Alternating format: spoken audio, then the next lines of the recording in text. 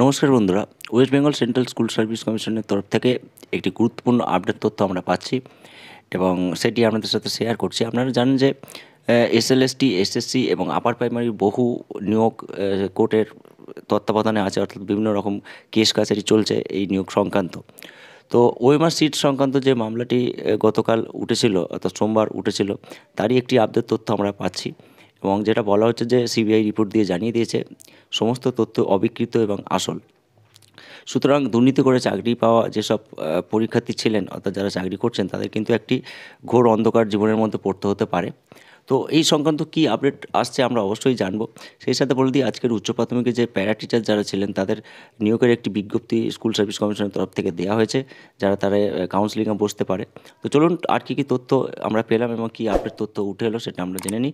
আপনারা অবশ্যই চ্যানেলটিকে সাবস্ক্রাইব করে দিন। ভিডিওটি ভালো লাগলে অবশ্যই লাইক করে, কারো কিছু বক্তব্য থাকলে কমেন্ট করে জানাবেন। তো চলুন কী তথ্য পাচ্ছি আমরা জেনে নিই। তো এসএসসির হার্ড ডিস্কের তথ্য অবিকৃত এবং আসল, বিরাট বিপদে পড়তে পারেন অনিয়ম করে চাকরি পাওয়া শিক্ষকরা।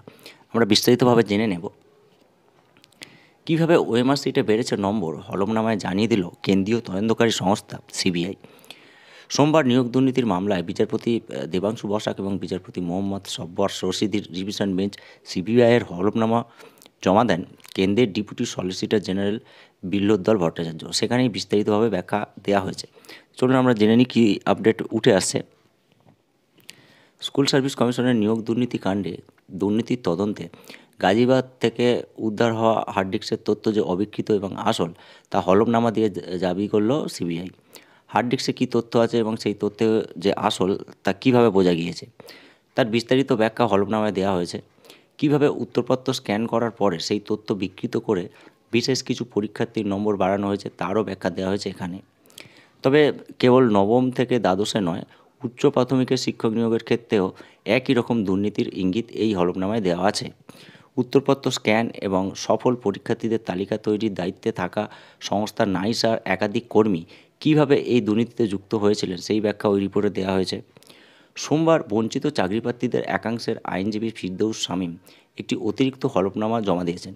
তাতে দাবি করা হয়েছে 2018 সালে এসএসসি কয়েকজন চাকরিপ্রার্থীকে উত্তরপত্রের ওএমআর সিটের প্রতিলিপি দিয়েছিল, যা থেকে ফিরদৌসের দাবি এসএসসির কাছেও যে উত্তরপত্রের তথ্য ছিল তা প্রমাণ হয়।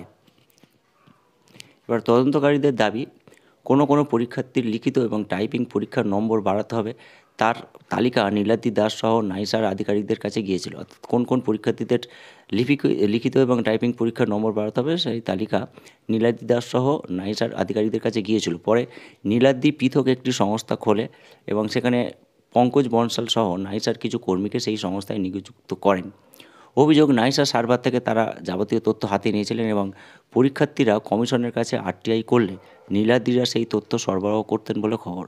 পঙ্কজের বাড়ি থেকে 3টি হার্ড ডিস্ক উদ্ধার করেছিলেন গোয়েন্দারা এবং সেই হার্ড ডিস্ক অন্যান্য প্রাপ্ত তথ্যের সঙ্গে মিলিয়ে দেখা হয়েছে বলে খবর।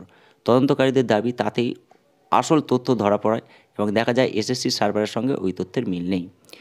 সুতরাং এটুকু আপডেট পেলাম এসএসসি নিয়োগ সংক্রান্ত। আপনারা অবশ্যই চ্যানেলটিকে সাবস্ক্রাইব করে দিন, সঙ্গে থাকুন। আমরা যখনই আপডেট পাবো আপনাদেরকে জানাতে থাকবো। সবাই খুব ভালো থাকবেন, সুস্থ থাকুন। ধন্যবাদ।